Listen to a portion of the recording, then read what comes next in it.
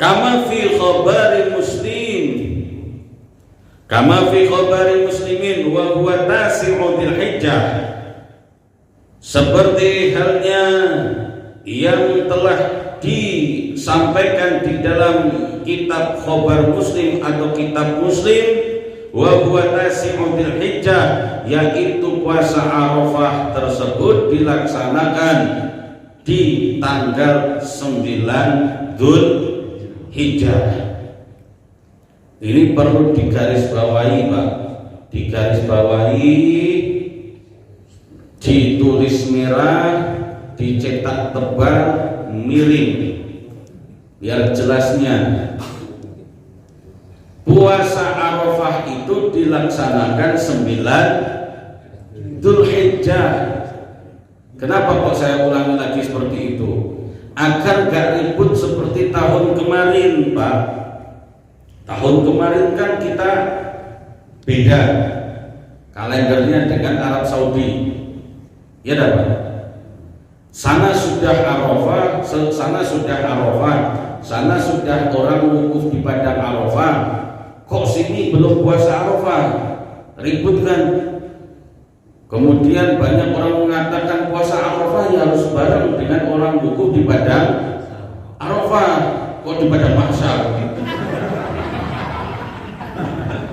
Padang Arafah.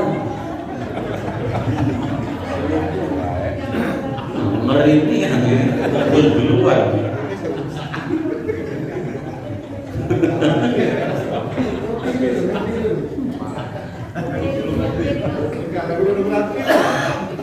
Di padang Arafah, masa puasa Arafah buat orang di padang mahsyar.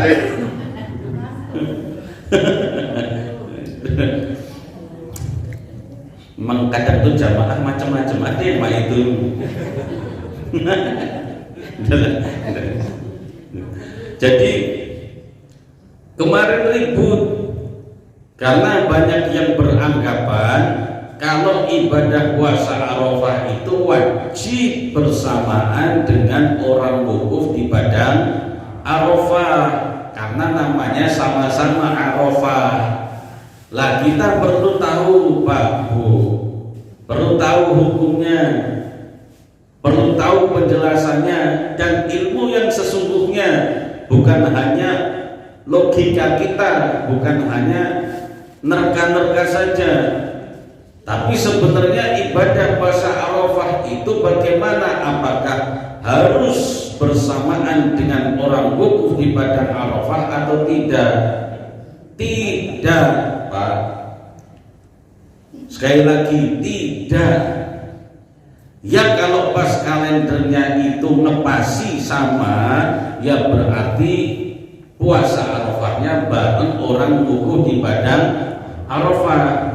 Tapi kalau beda, maka ya kita puasa Arafahnya tergantung di mana kita tinggal, di situ kapan tanggal 9 Dzulhijjah. Kalau di sini sudah tanggal 9 Dzulhijjah, sana belum wukuf pun, kita sunat puasa Arafah sekarang.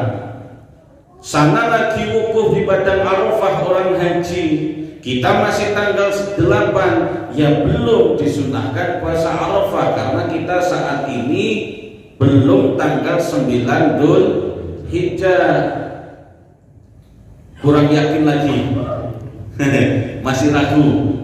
Puasa Arafah itu kapan perintahnya diturunkan?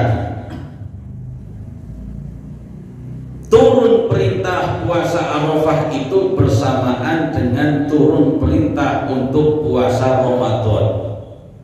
Ya ayyuhalladzina amanu kutiba alaikumusiyam kama kutiba alal ladzina min qablikum la'allakum tattaqun. Perintah itu turun di tahun kedua kenabian, bersamaan tahunnya dengan turun perintah sholat Jumat, bersamaan dengan perintah turun perintah sholat Idul Adha dan sholat Idul Fitri. Jadi di antara perintah syariat menjalankan syariat di tahun kedua kenabian, yaitu puasa Ramadan, sholat Jumat, sholat Idul Adha, sholat Idul Fitri, dan puasa Arafah. Kapan diperintahkan untuk haji dan wukuf di Padang Arafah? Pada tahun 10 kenabian. Ini datang lagi, Masya Allah. Apa ini namanya, Pak? Aku sisain baik kau jadilah. Masih ada lagi, Padil, sampai keringetan mah itu. Ya selesaiin dulu aja ini. Tidak habis-habis ini pagi ini, banyaknya. Tidak disisain sama Sabtu depan apa kan? Ya Sabtu berkah ini, memang berkahnya. Jadi perintah puasa Arafah di tahun kedua kenabian. Puasa untuk haji, perintah untuk haji, perintah untuk wukuf di Padang Arafah itu turun perintah di tahun 10 kenabian. Berarti waktu baginda Rasul puasa Arafah bersama para sahabat, sudah ada orang wukuf di Padang Arafah atau belum? Belum, Pak. Baru 9 tahun kemudian ada orang wukuf di Padang Arafah. Makanya Arafah itu bukan sebatas nama tempat untuk orang wukuf. Arafah itu maknanya adalah pengakuan. Makanya orang wukuf di Padang Arafah gunanya untuk apa? Introspeksi diri, pengakuan, mengakui di hadapan Allah kita ini banyak dosanya. Maka di Padang Arafah nggak ada yang ngobrol-ngobrol, Pak. Nggak ada yang kemudian cerita sana sini. Kenapa? Lagi introspeksi diri, lagi pengakuan di hadapan Allah. Betapa banyak dosa kita, betapa banyak khilaf kita. Kita minta pengampunan di hadapan Allah. Dan puasa Arafah itu bentuk pengakuan kita di hadapan Allah agar dosa-dosa kita 1 tahun yang telah lalu dan 1 tahun yang akan datang ini diampuni, karena kita banyak dosanya, banyak khilafnya. Karena kita awam, maka menganggap puasa Arafah itu karena nama Arafah sama dengan nama tempat orang wukuf, maka dianggap puasa Arafah wajib sama waktunya dengan orang wukuf di Padang Arafah. Tidak, sekali lagi tidak. Kita puasa Arafah tergantung dengan tanggal 9 Dzulhijjah di mana kita tinggal. Itu sudah titik, nggak usah ribut lagi. Kalau misalkan nanti beda lagi, kalau misalkan kok beda lagi kalender kita dengan kalender yang di sana orang sedang ibadah haji, ya sudah, nggak usah dipikirin, Pak. Kita tinggal ibadah sesuai dengan kalender Hijriah di mana kita tinggal. 9 Dzulhijjahnya kapan? Besok. Oh, besok saya puasa Arafah. 9 Dzulhijjahnya kapan? Sekarang. Berarti saya sekarang puasa Arafahnya. Udah, gitu aja, selesai. Karena memang gak ada sangkut pautnya antara ibadah puasa Arafah dengan orang yang wukuf di Padang Arafah. Jelas Pak sampai sini. Nah, berarti kemarin ribut-ribut itu ya, bapak-bapak puasanya kemarin ngikut Arab Saudi atau ngikut Indonesia, Pak? Ada juga, malah ada yang tak puasa. Aku ngambil aman, aku tak puasa. Alasan lain. Aku ambil aman biar tidak salah, aku ikhtiar hati-hati tidak puasa sekalian. Kendak niat nyoma itu. Nah, itu yang pertama. Jadi puasa Arafah itu dilakukan bukan ditentukan karena ada orang yang sedang wukuf di Padang Arafah. Karena di dalam ilmu falak itu ada yang disebut dengan matlak. Matlak itu munculnya anak bulan. Bulan itu ada berapa, Pak? Bulan bukan bulan Januari sama Muharram, bukan. Satu kan? Ini jangan dihitung bulan Sabit, bulan purnama. Itu bulannya tetap satu kan? Bulan satu. Tapi bumi ini kan bulan bergantian kan, dapat bulannya kan bergantian. Tampaknya bulan bergantian, lihatnya bulan bergantian, nggak sama-sama. Lain kalau setiap negara punya bulan dewek, bisa bareng. Tapi kita kan bulannya satu. Kalau lagi di ujung sana, di ujung sini yang nggak kelihatan. Maka ada istilah matlak, munculnya anak bulan. Itu di dalam ilmu falak. Beda-beda antara benua Afrika dengan benua Asia. Bulan mesti tampaknya berbeda. Oleh sebab itu potensi nggak sama, Pak. Kalender itu besar. Dan ini pernah terjadi saat Khalifah Abdullah bin Abbas. Jadi Abdullah bin Abbas ini waktu jadi khalifah pernah mengutus salah satu sahabat yang bernama Quraib untuk safar, untuk pergi ke negeri Syam. Yang sekarang negeri Syam itu Suriah, Yordania, Palestina, kemudian apa lagi? Lebanon. Itu. Jadi itu dulu negeri Syam, serikatan itu. Sekarang pecah jadi Suriah, Palestina, Yordania, Lebanon. Itu negeri Syam. Jadi dari kota Mekah ke negeri Syam itu jaraknya kurang lebih 1.500 km, 1000-an kilometer. Kemudian waktu balik ke Mekah itu ditanya sama Sayyidina Abdullah bin Abbas, kemarin kamu puasanya di sana kemarin atau kamu puasanya kapan? Kemarin atau sekarang? Saya puasanya kemarin, wahai Amirul Mukminin, karena di negeri Syam itu bulannya sudah kelihatan.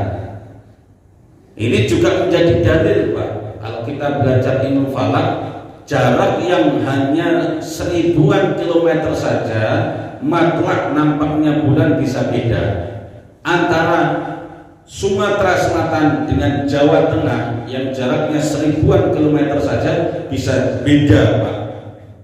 Apalagi yang jaraknya lebih dari 12.000 kilometer.